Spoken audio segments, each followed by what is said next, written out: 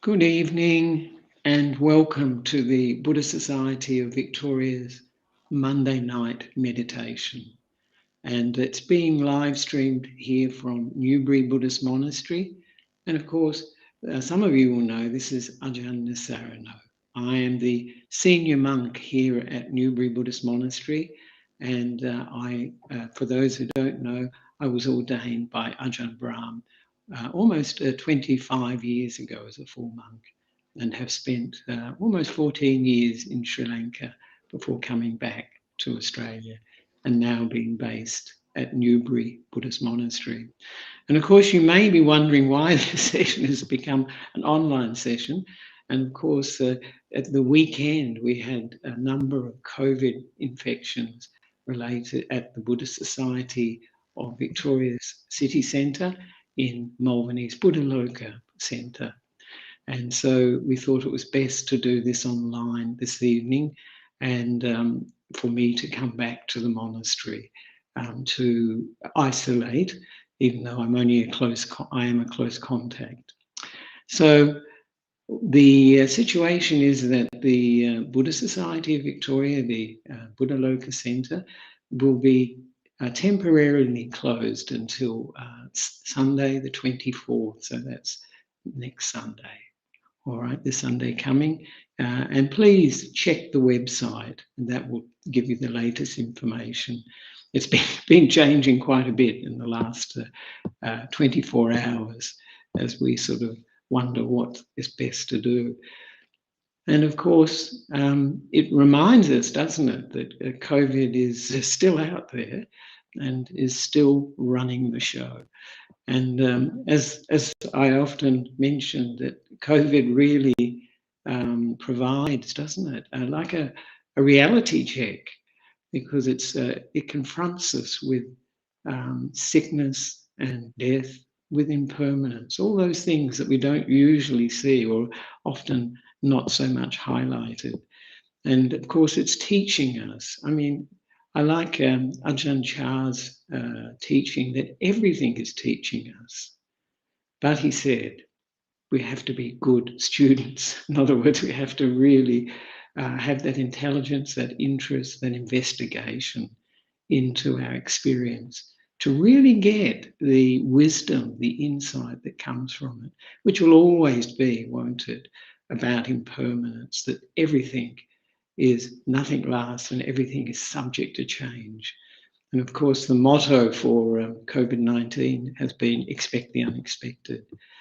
And this, if we take that on board, of course, it gives rise to a sense of acceptance or letting go. And it's taught us about dukkha, the second characteristic of existence, of life, of reality, which is unsatisfactoriness or suffering.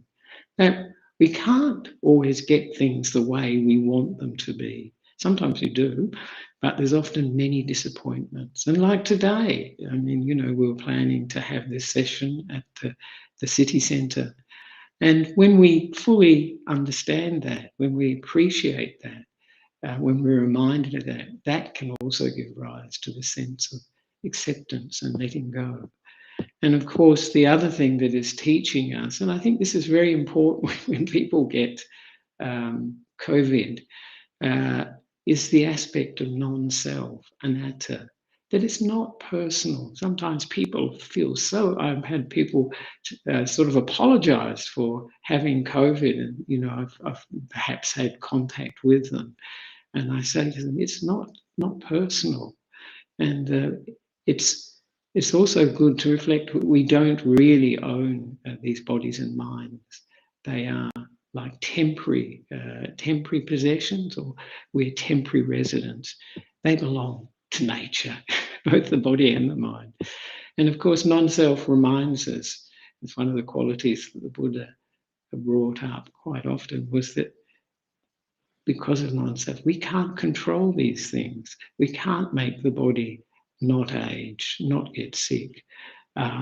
So this is an important reflection that allows us to accept things as they are at this present moment, and then to let go. And it's also it's teaching us a lot about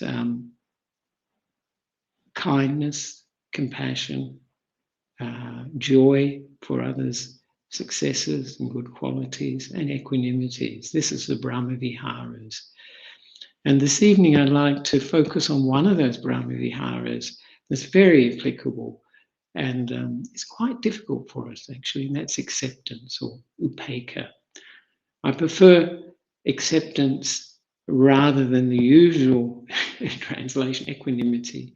It's an English word that most people, you hardly ever hear except for Buddhists, I think, equanimity. So this upekkha is unconditional acceptance. And it's one of the 4 Brahma Viharas, but one of my teachers, Ayakema, used to call them the 4 supreme emotions, which I always like. And of course, upekkha, literal meaning is looking on. And it's a looking on that comes from wisdom, obviously from wisdom, but it's got a kindness and a warmth to it, not coldness or indifference. And it's a feeling that we may not be so familiar with, but it's a feeling of allowing, of making peace with what we're experiencing, even if it's not what we like. And it's a feeling of balance, letting be. And it's also a feeling of respect too. And it has that a warmth of, as I mentioned, of loving kindness. So it is actually a very positive emotion, and it's one of the key qualities that we can develop and in ourselves. And it's a wonderful way to allow things to be that we can't change, but allow them to be with a kindness and with a sense of patience, maybe even forgiveness. And compassion. There's a lot of compassion that comes with equanimity too. So it's well, I think quite good, because often we're not that familiar with this emotion of acceptance. We're not even perhaps thinking of it as an emotion. So acceptance, what isn't acceptance? Well, of course, I've already mentioned, it's not indifference, it's not coldness, it's not about controlling or judging ourselves or others or situations or life. It's about, or it's not about rejecting. So that's what it's not about.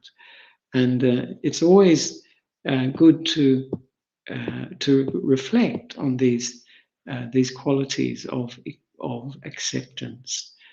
And so I'd like to give say a little bit more about acceptance.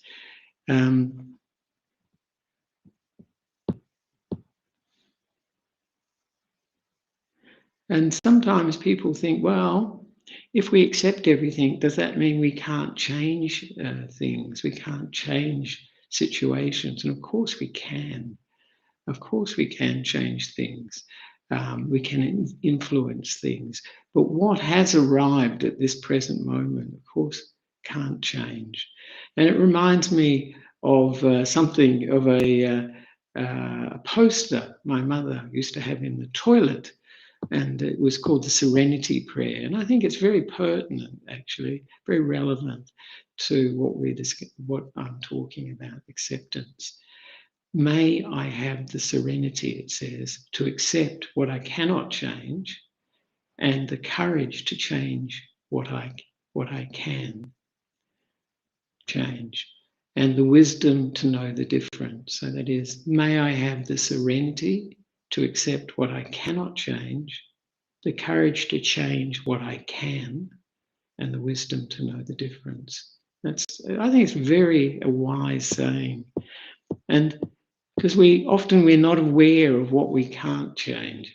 Isn't that the case? I find it. we think we can change everything. But of course, what we can't change is the present moment. It's come. It's as it is. We can respond to it in a different way, but we cannot change what is actually happening at this moment.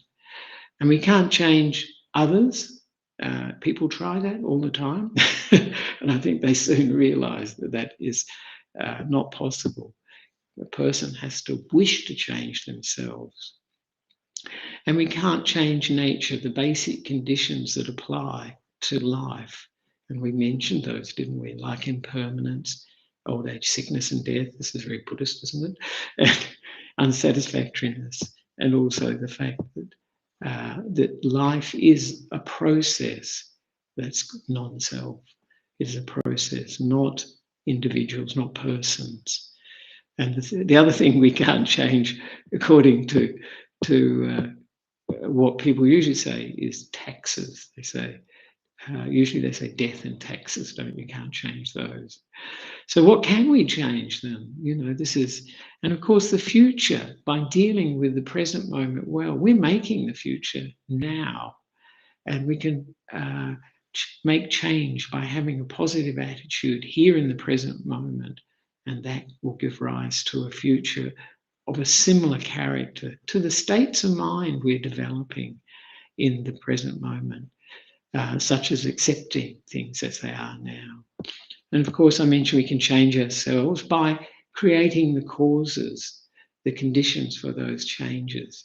It's not like we can directly change our minds and our hearts, but we can gradually train ourselves in a different direction by developing positive habits of thinking, acting and speaking, and repeating them again and again. So we can bring about, and the other types of changes that we can affect is bringing about changes in society. And that can happen. And some people are instrumental in doing that.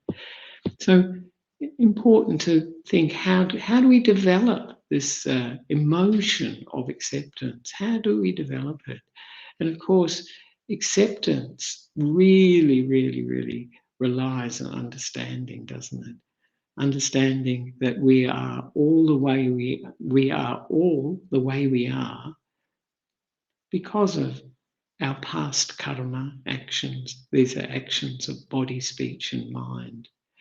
It's shaped us, it's made us who we are now. And understanding this changes everything. And I will also add another condition that supports this understanding, and that is the conditioning that comes, the influences that come from others as well, that affect the way we see the world. And of course, that is, our parents, our teachers, and some of them, our spiritual teachers like the Buddha, and spiritual teachings like Buddhism offers, our friends and society, and the time we live in. There's a whole lot of influences and ways of thinking that come from the time we live in, and the media as well. What it does, of course, it shapes the views that we have, which in turn shapes our actions of body, speech, and mind. And of course, our actions of body, speech, and mind, the Buddha mentions that we are the owners of our actions. It's like, this is a way of saying we're responsible for them. And so this is often something that can encourage us to be careful, to be kind, and to be gentle, and to have positive qualities towards others and ourselves, because we're responsible for our actions of body, speech, and mind. And so, and the Buddha says that we are the heirs of our actions, so we get the results of them. And particularly the mind, which is making the world that we experience, really, for better or for worse. But it can also, of course, we can also create the causes for change in there as well.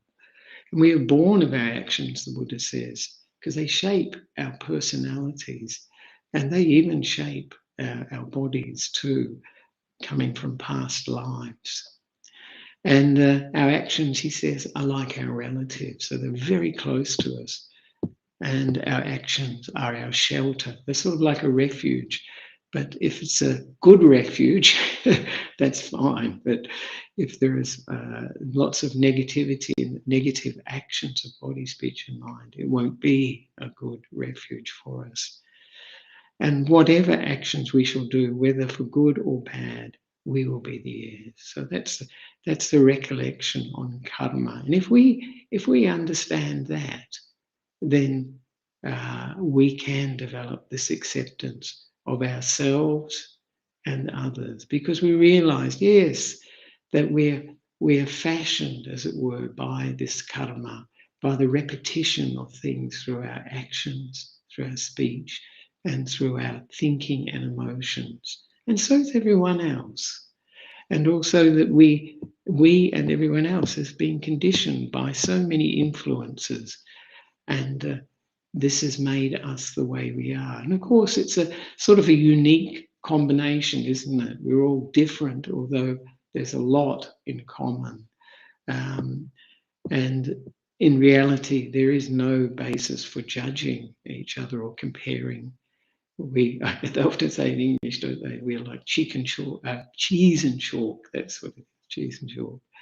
I'd like to give a quotation from Ajahn Brahm that I like very much, which is one called "Crooked Tree," and it's a beautiful quotation about how we practice, but it also brings in a lot of this acceptance that I'm speaking about. The essence of our practice, Ajahn Brahm says, is to watch intention and examine the mind. You must have wisdom. Don't discriminate. Don't get upset with others if they are different. Would you get upset at a small and crooked tree in the forest for not being tall and straight like some of the others? That would be silly. Don't judge other people.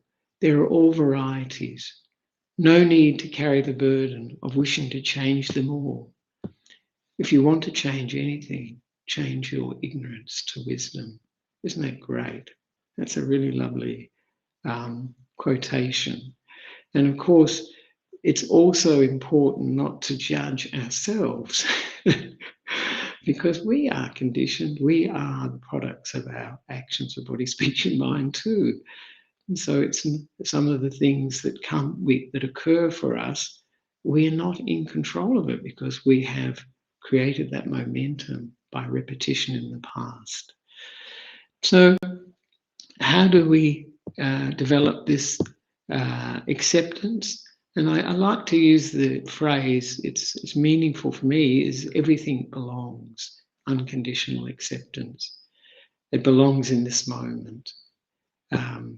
And some years ago, when I was living in Sri Lanka, before I came to Australia, I was living in a cave. And one of the insights that came up during that period of living in the cave, I was there for 8 years actually, was that everything belongs. Everything had its part to play. You know, whether it was perfect or imperfect, whether it was pleasant or unpleasant, or just in between. Whether I liked it or not, it all, belonged to this present moment. And for me, that brought a sense of acceptance, as well as valuing and respecting everything. Everything has its place in the present moment. It's here now. And it also brought up this not discriminating and judging mind. And of course, when we can accept, we can make peace with things as they are, it brings peace to the mind. So this evening, I'd like to focus on this acceptance meditation, which is really upekkha. So I'd like to start that meditation soon. I'll just have a drink and we can start this acceptance meditation.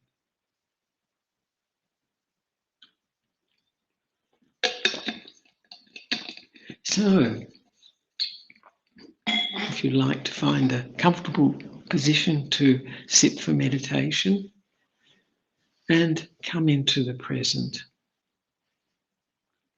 You can close your eyes to get in contact with the body. And just to reflect that for this time, for this period of roughly 45 minutes, we don't need to do anything else now. And there's nowhere we need to go. We can just be here in the present moment, letting go of the past, how things have been, how we have been, how others have been, and letting go of the future, how they may be. Just taking a holiday in the present moment.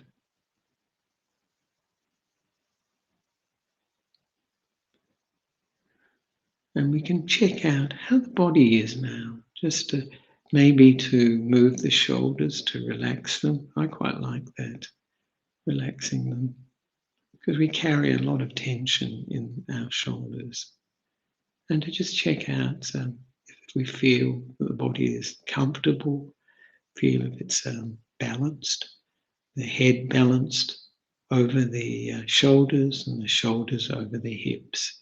There's a nice sense of balance, stability, and ease as well. And no, not tension, not any rigid posture.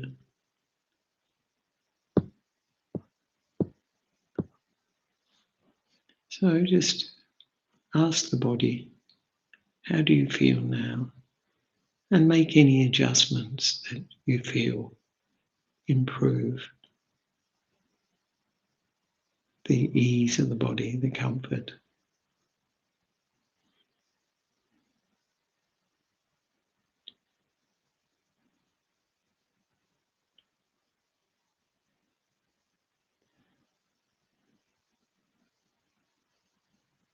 Being kind to the body.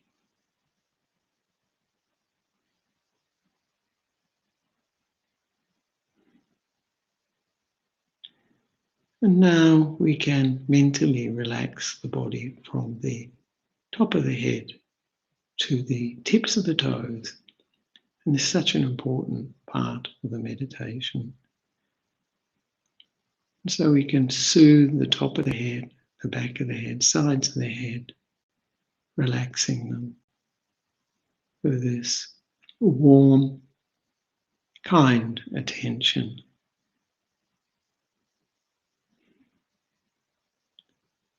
And now moving the attention to the forehead and relaxing, soothing that area.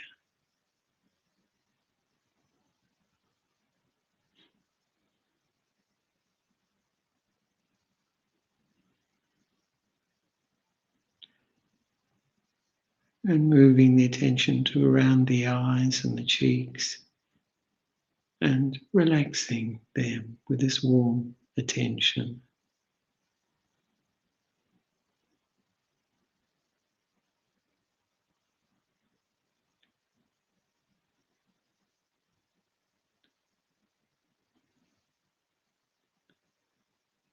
And now moving the attention to the mouth and the chin, all around the mouth, and relaxing that, soothing the area around the mouth.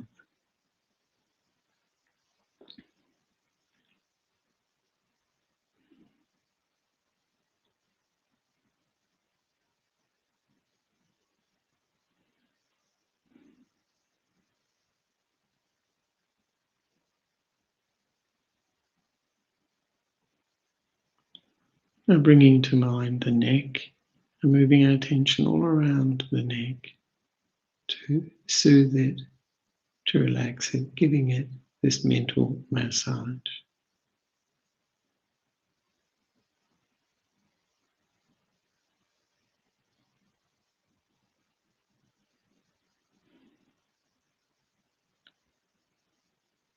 Now bringing to mind the right shoulder, starting at the neck, moving our attention along the right shoulder, soothing it, relieving, releasing any tension, any hardness or stiffness in the right shoulder.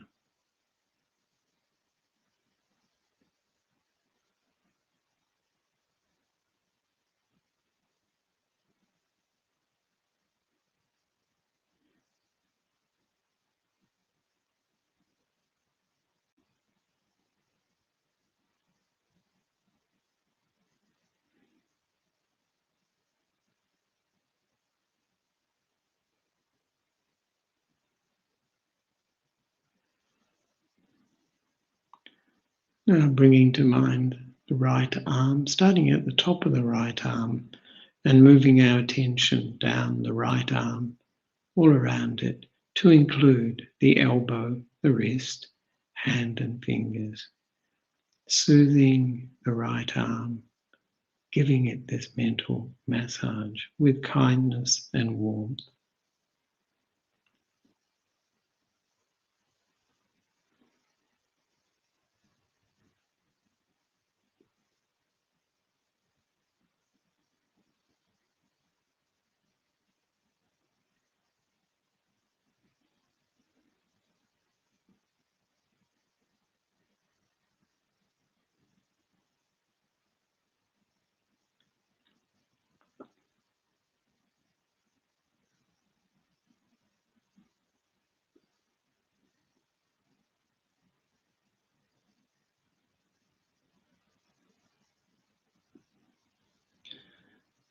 Now bringing to mind the left shoulder, starting at the neck and moving along the left shoulder and soothing it, relaxing it, allowing the tensions of the day to dissolve.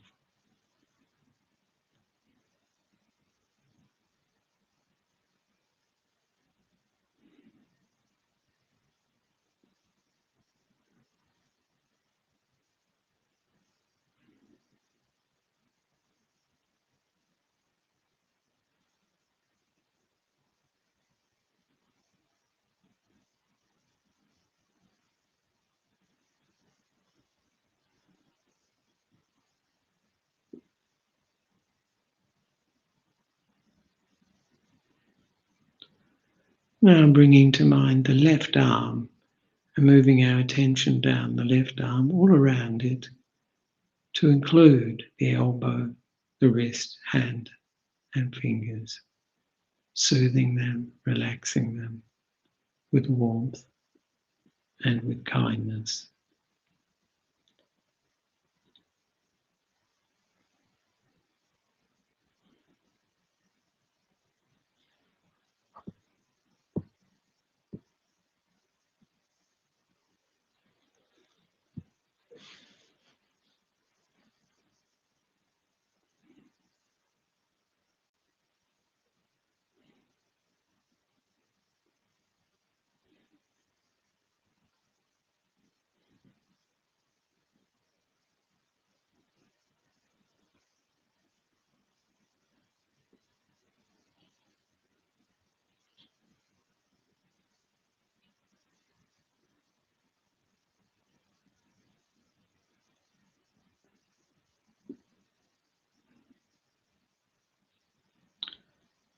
Now bringing to mind the back, starting just below the shoulders and moving our attention down the back, soothing, relaxing, and mentally massaging the back, easing any tense areas, any hard areas, any painful areas.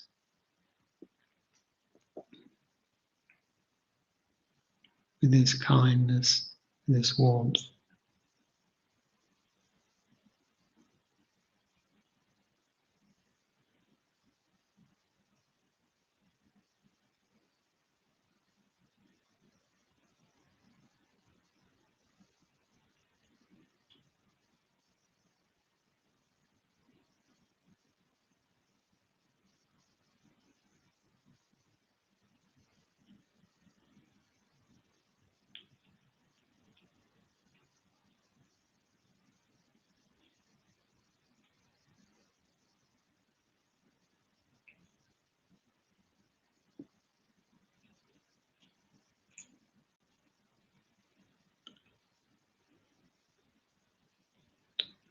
Now bringing to mind the front of the body, starting just below the shoulders and moving our attention down the chest area, diaphragm, stomach and abdomen, soothing them, relaxing them, giving them a mental massage.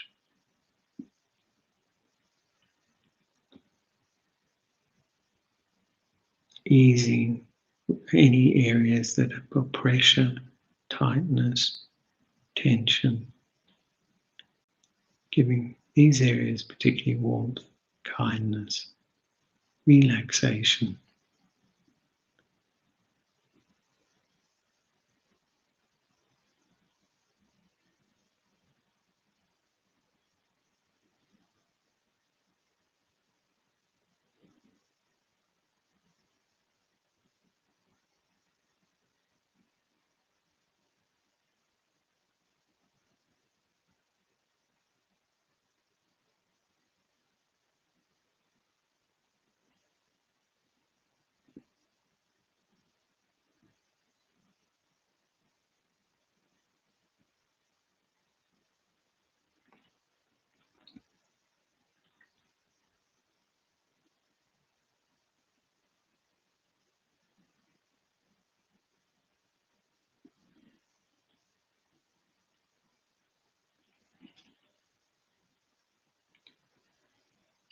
Now bringing to mind the right leg, starting at the top of the right leg and moving our attention down the right leg to include the knee, the ankle, the foot and toes, relaxing them, soothing them, giving this kind, warm attention to the right leg.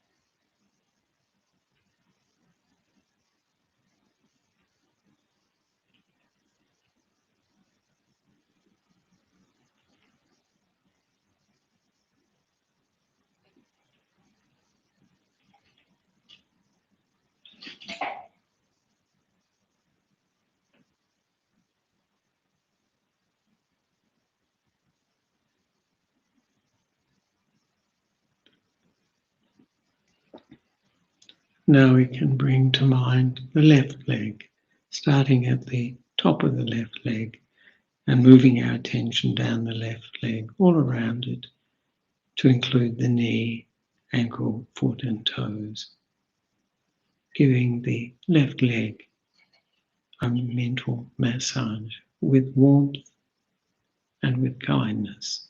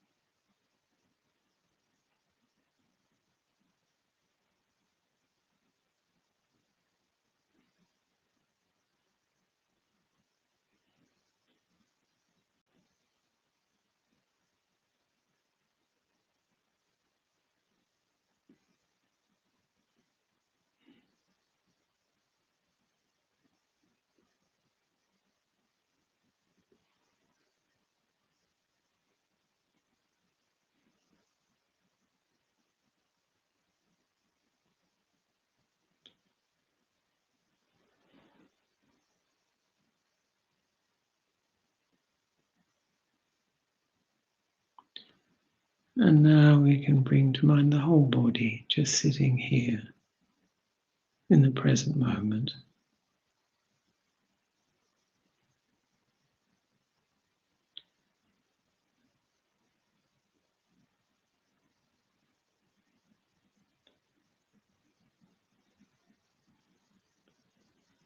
And we can have the intention to accept things as they are now. That everything belongs in the present moment. It's here already. Whether it's the way we like it or not, whether it's pleasant or unpleasant. Just allowing things to be as they are. Everything belongs.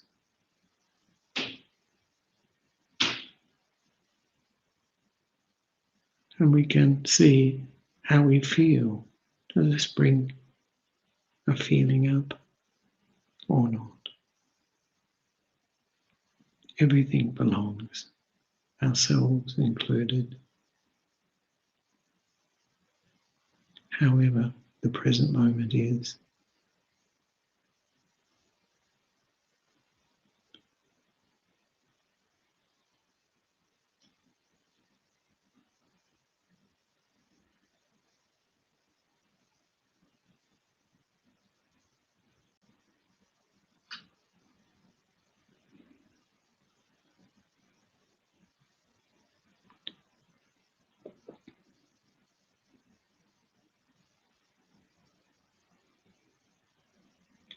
And we can become aware of the present moment with this feeling of everything belongs, accepting whatever we're experiencing in the present moment, sounds,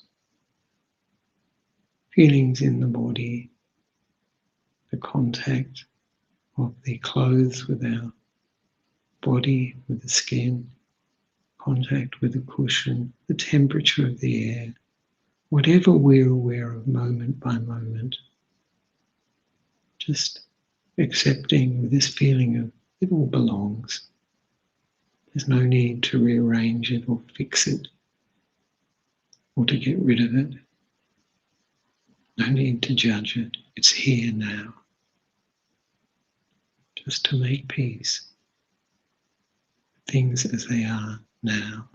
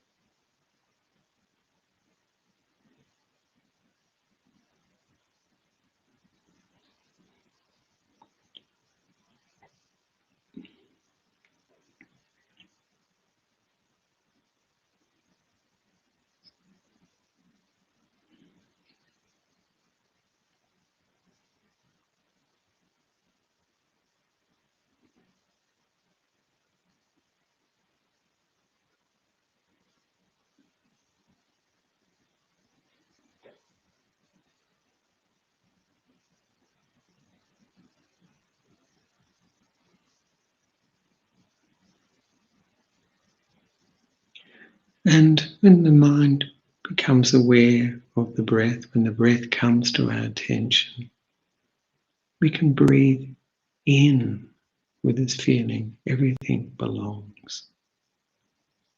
And we can breathe out with this feeling, everything belongs.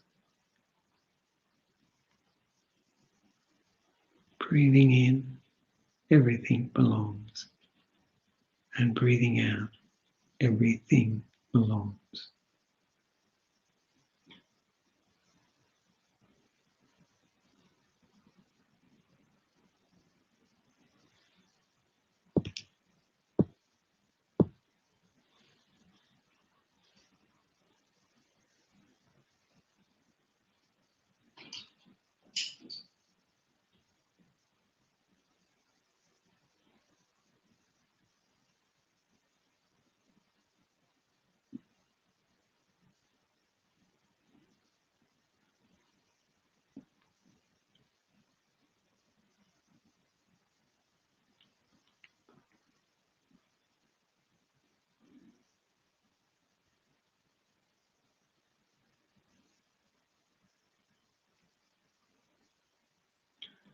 And if your mind drifts off away from the breath, we can just remember everything belongs and bring the attention to the breath coming in. Everything belongs. And as it goes out, everything belongs.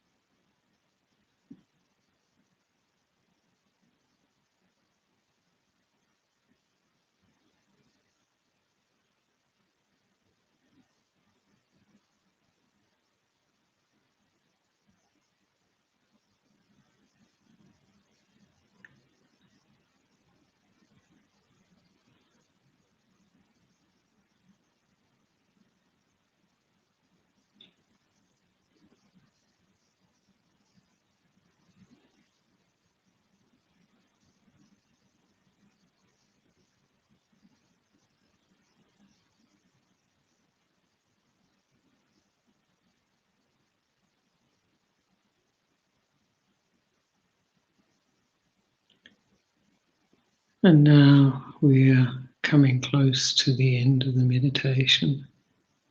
We can share this feeling of everything belongs, the sense of acceptance, or maybe we experience peace, a sense of contentment just being here in the present moment. We can share that whatever feelings we developed with everyone listening to this evening, wishing they may have the warmth of acceptance, making peace.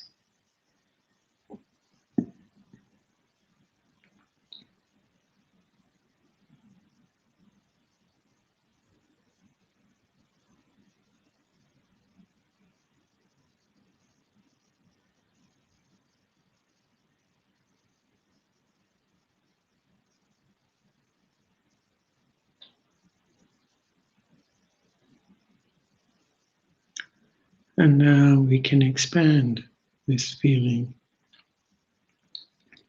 of sharing, this feeling of everything belongs in ever widening circles around ourselves, wherever we are, to include all the beings, human beings, animals,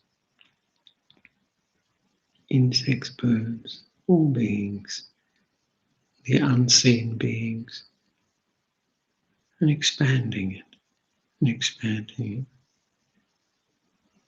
it. A sense of warm acceptance, not judging, not rejecting.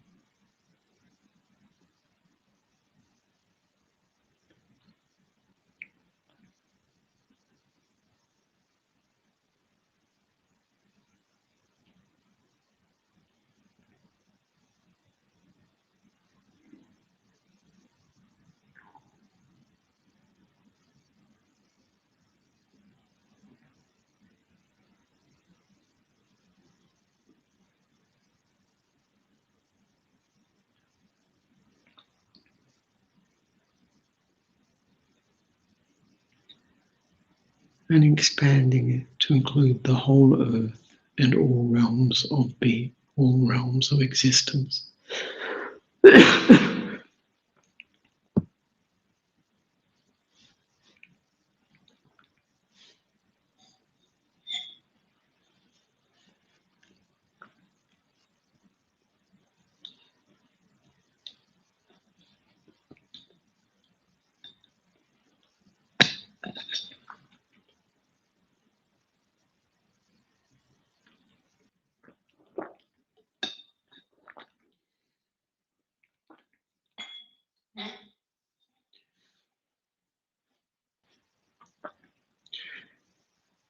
And we can develop the aspiration to remember to accept ourselves, others, and life as it is now, with this feeling of everything belongs. And to anchor that feeling in our hearts so that we can remember it whenever we need to.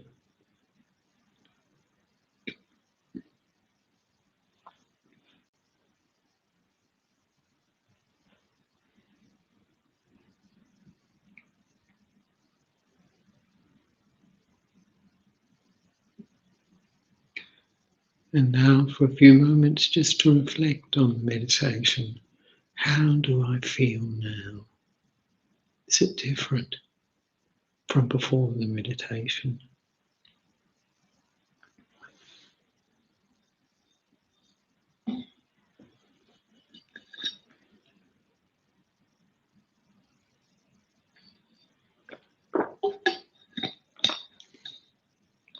Was I able to accept things as they are? And to feel that everything really does belong to this moment.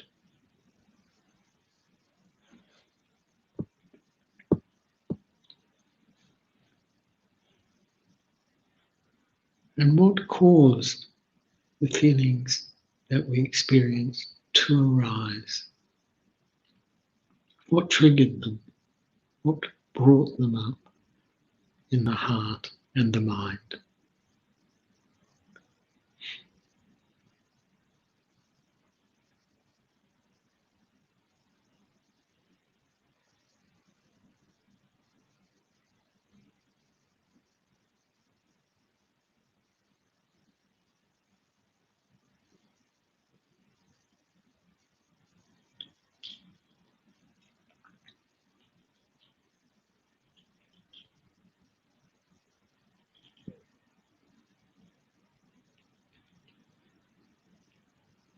And now I'll ring the bell 3 times.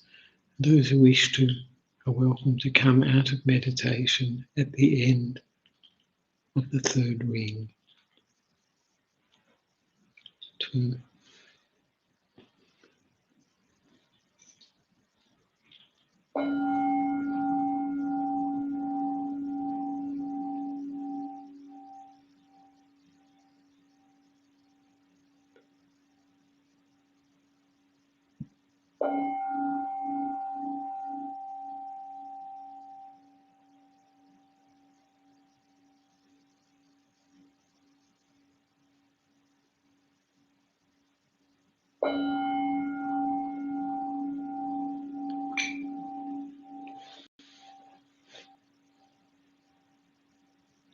So for those who'd like to come out of meditation, we can slowly open our eyes and move our bodies, stretch them, relax them.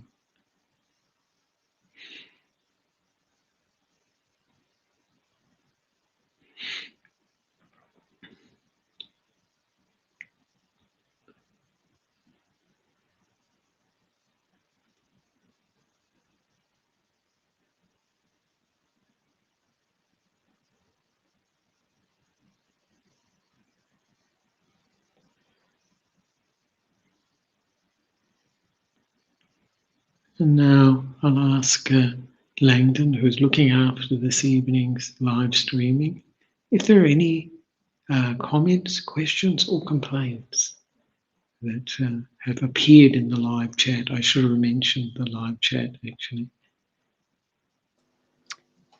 Thank you very much, Ajahn. At this point, there are no questions from tonight's chat. So I recall from your talk yesterday, Ajahn, there were quite a few questions we weren't able to answer.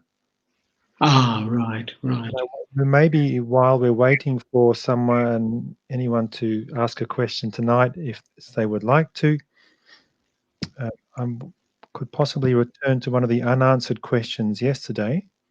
Yes. So I'll just start with the first one we didn't have time for yesterday, and I'll keep an eye on the live chat in the meantime. The first one was a question regarding Upasata Day.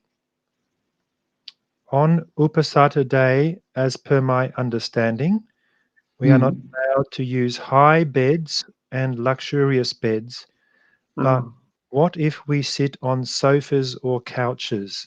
Thank you. Right. I actually did answer this question, Langford, because the person who asked it is for his wife, actually, because it's very, very wonderful, actually, that people will in their own homes observe the Apostata. They call it the Apostata Day, and that's the full moon or the new moon. And of course, that's every 2 weeks. And traditionally, it's a day when we practice, we give more emphasis to our spiritual practice. And often people will take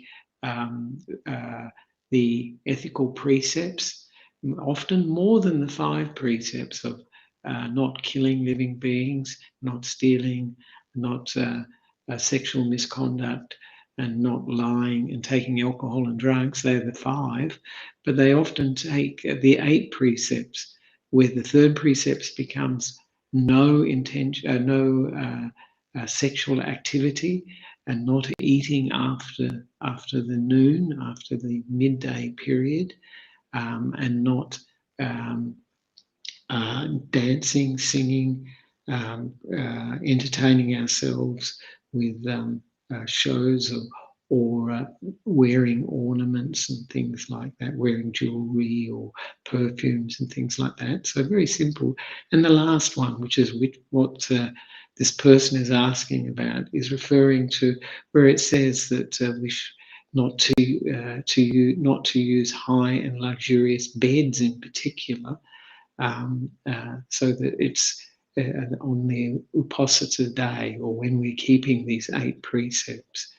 And so that person was wondering, because they have sofas, mainly sofas in their house, some kitchen chairs, but was it okay to sit on these sofas? And of course, the main, as I understand it, the main focus is the bed, but it's often often considered to refer to luxurious furnishings. And so whether one considers a sofa as luxurious furnishings, I don't know. It's not high, so often they're quite low, and not always used as a bed. They're not used as a bed most of the time.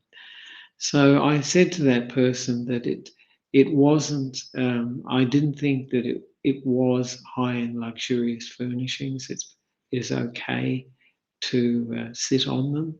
And it's really the mind state, as I mentioned to that person, that's most important. We're not, particularly the Apostata, not indulging ourselves in the comfort of the, say, the sofa or whatever furnishings we have.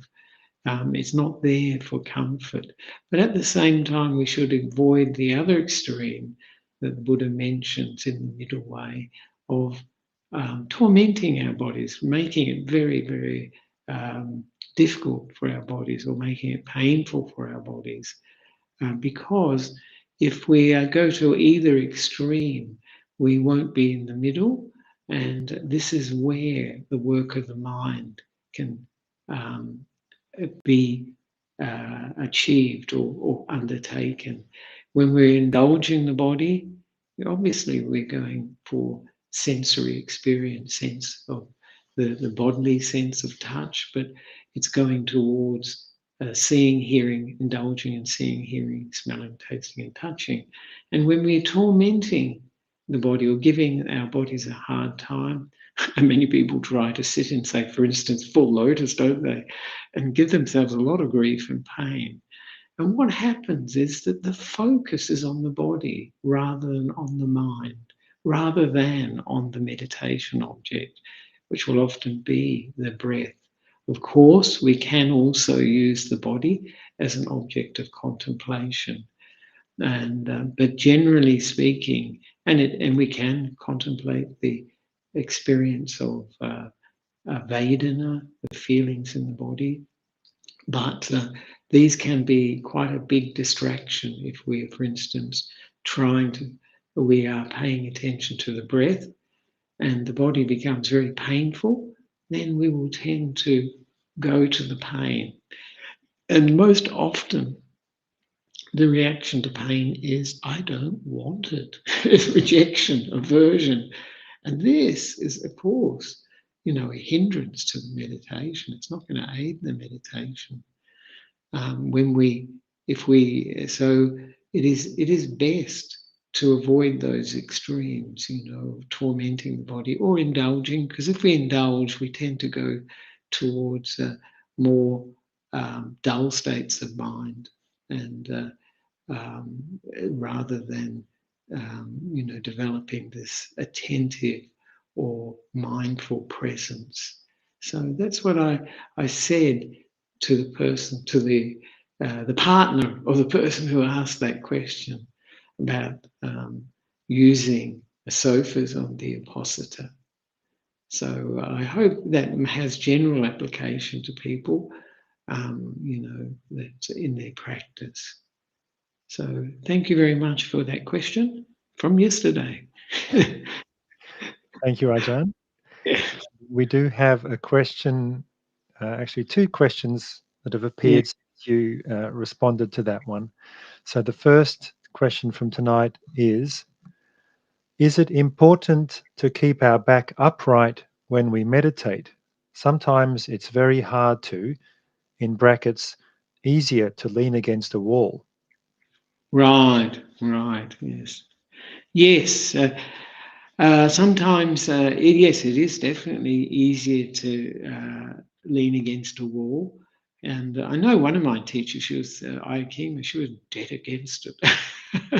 She wasn't keen on it at all. But in reality, I think it depends on each person. I think it is okay to lean against the wall. It is okay. What we're really focusing on in meditation is the work of the mind, isn't it? If the body is reasonably comfortable, then we can focus on the mind, the mental experience, the feelings that come up in meditation, and the object that we're paying attention to. So, if we lean against the wall, I think that is okay. I think that's fine. The only problem it can be sometimes there's no wall that we can lean against. If we go, say, to a meditation center, we may not be able to get wall space, that sort of thing. And so it's fine. I think it's fine. I myself don't lean against things too much. Sometimes I do.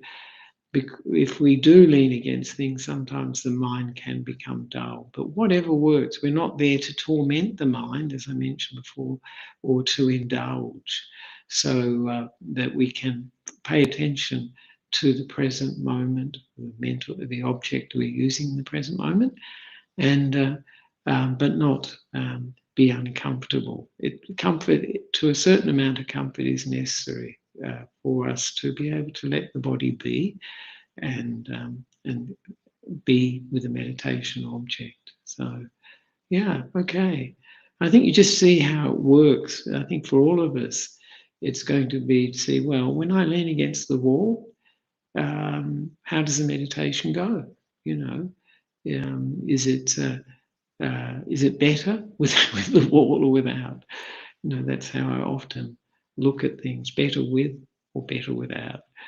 And you can just see. And what is better with means the quality of the mind, doesn't it? If the good qualities in the mind, great, then it's working for you. If there are hindrances or negative qualities in the mind, one's feeling very dull or drowsy, then it's not really benefiting one. So just work with it. I think this is what we all do, really, just to see what works. This is, again, one of Ayakema's teaching, whatever works. But yeah, just I think there's no problem with it. No problem with it. Thank you very much for that question. Yeah. Thank you, Ajahn. And the second question for tonight is it sort of describes what was happening. My friend was snoring in the same room as me while meditating. I became increasingly agitated, so removed myself to another room. Yeah. What are your thoughts on this, given the topic of acceptance tonight? Yeah, that's really good. I like that question, because obviously the idea or the theme of everything belongs includes the snoring, isn't it? Because it's happening in the present moment.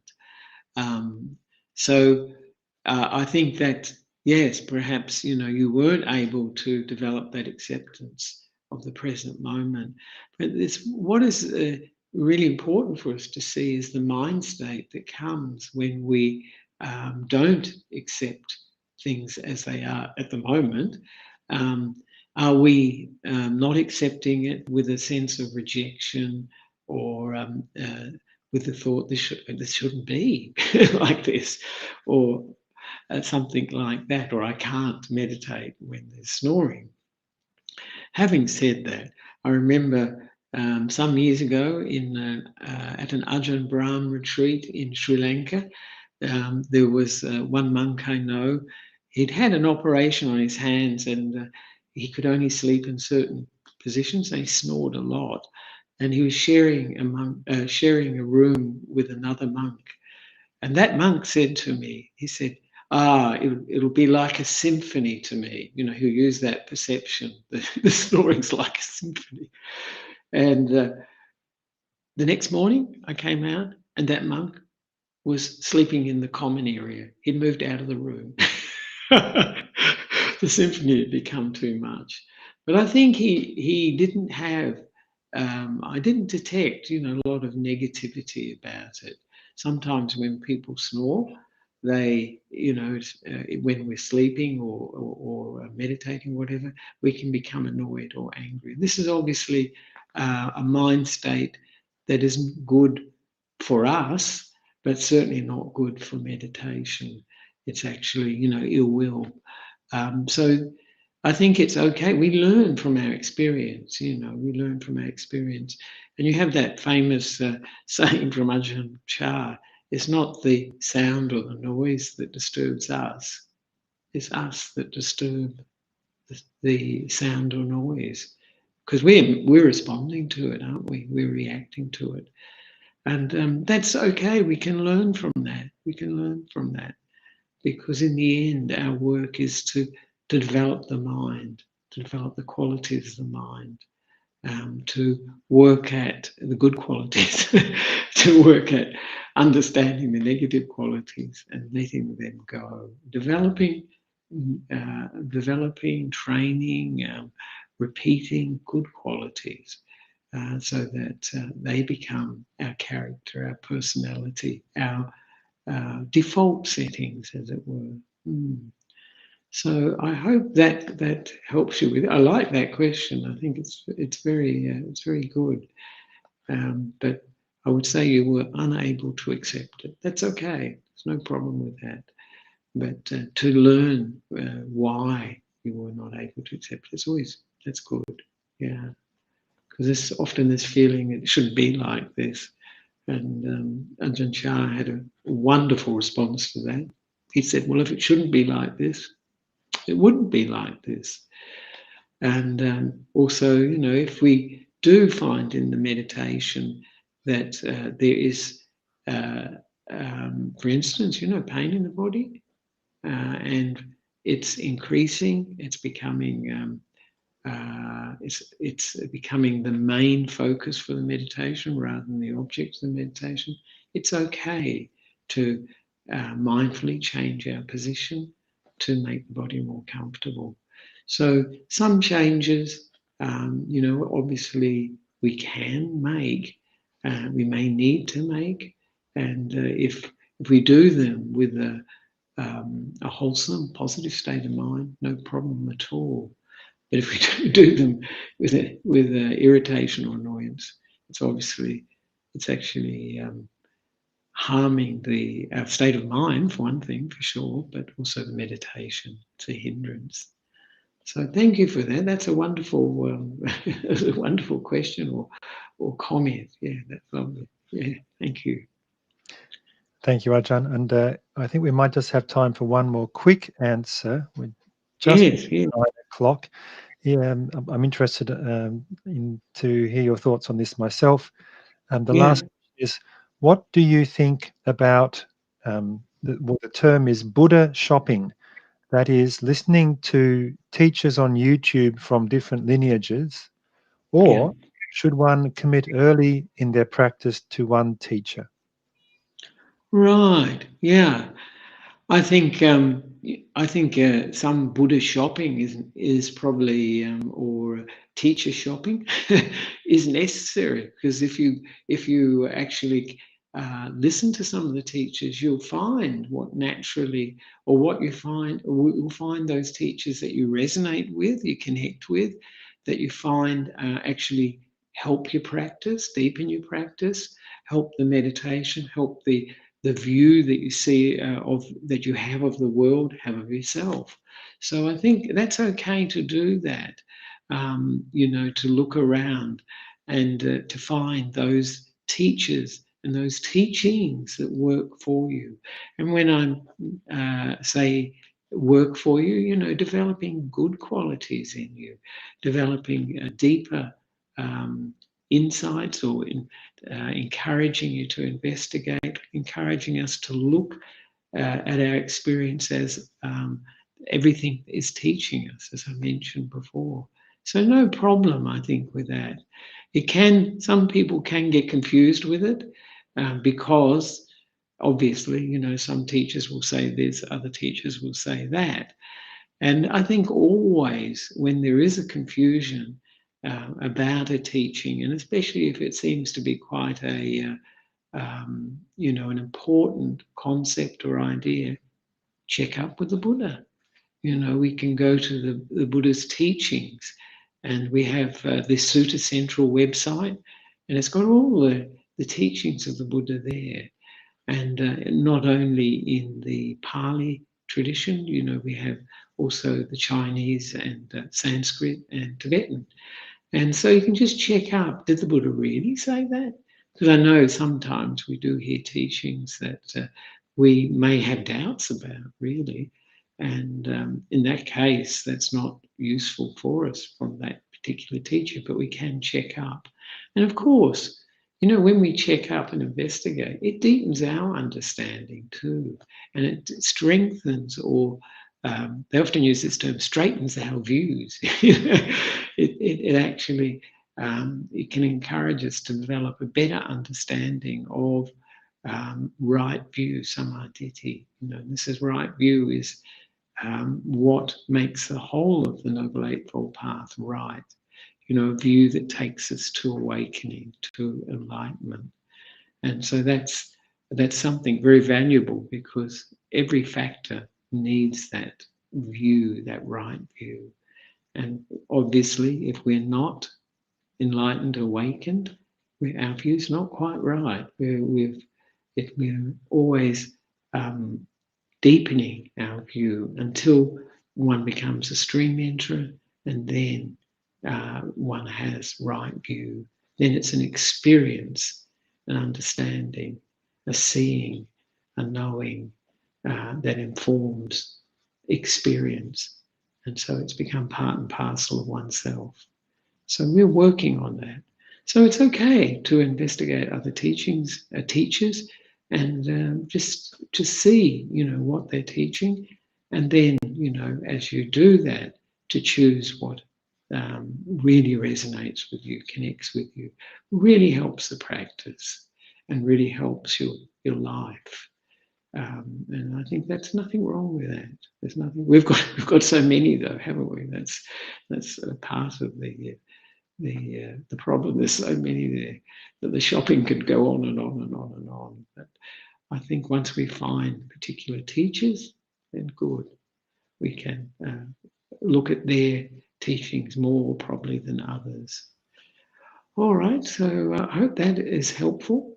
You know, the Buddha shopping.